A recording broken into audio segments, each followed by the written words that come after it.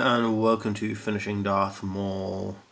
And first up, we're just going to be running in all the highlights on everything, including the red. So before making the red, we're going to put white highlights on the side facing the saber, so that when the red goes on, we've got that tonal variation. Also going to put highlights on all the rest of the clothing before putting in a red ink. So I'm going to be using an ink this time in order to generate the light source with hard light highlights underneath. So it'll be white on the red and it'll be a light grey on a lot of the black fabrics, and then it'll be a light grey probably with some white tips on all of the plates. So I'll be back in a moment when that's done.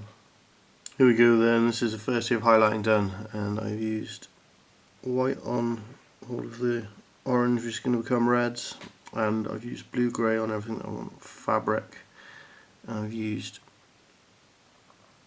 cold grey on all of the plates and the leather. This is how he ends up. Also mahogany brown on his steek. I also used cold grey on his horns actually, because I wanted to maintain the cold so they'll look almost steel. Steel horns of Darth Maul. So the next stage then is to start introducing the first tier of red tones, and this is going to involve using red ink both to paint in all of the tattoos, but also to apply red ink over all of the areas which are lit by the saber. Here we go then, the red ink is all applied, and as you can see this side is very red, but as we rotate it fades out and it turns back into the more normal colours. So using the same red ink over everything, applied it liberally on the sides facing the saber, but carefully so as to just keep it on the tattoos on the side that's furthest away from the saber. And this gives us this nice transition between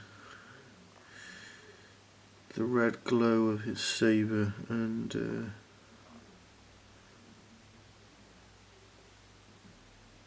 the front. So a final round of highlights and putting in the eyes, and we should be done. So hopefully in a mo you'll see him all done.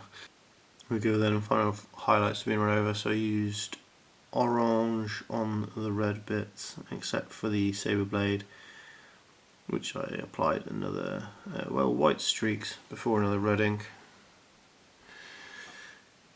A very thin red ink, and I used a very thin red ink over the rest of the highlights. Also I did his eyes, and he's kind of looking over to one side, and I tried to do Sith eyes so they're yellow pupils on red, and I'll see what they look like when I look at the edit of this video, because there are some things I can never tell how well they've been done until I see them on a big screen.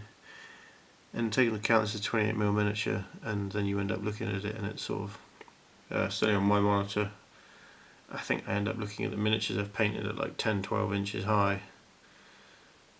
So like 5 times, 10 times the size that I paint them at, and get to find out whether they're like acceptable at that scale. And it's like, oh, that's fine. But sometimes I look at eyes and I've done them and I think, oh, they've come out well, particularly eyes as well.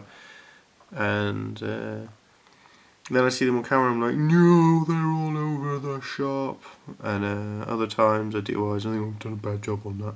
And I see them on camera and it's like, oh, actually that's worked out really well. So, cool mini or not, you decide. Good paint job or not, you decide. I'm pretty happy with how it's turned out. Again, I used the I blended the original highlights back over the edges of the red before introducing light highlights and bringing all of the plate up with a white highlight. So on the legs and everything, while still leaving the nice red glow around his saber. Here you see he's sort of looking off to one side. He's looking at the camera now basically.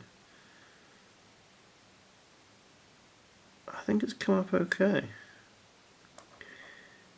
So hope this has been of some use and interest to you and all of your Jedi painting, all of your painting then, for hopefully you use your Jedi skills when painting. But I hope it's all coming out spot on. So thank you for watching, have a good one, take care, bye bye.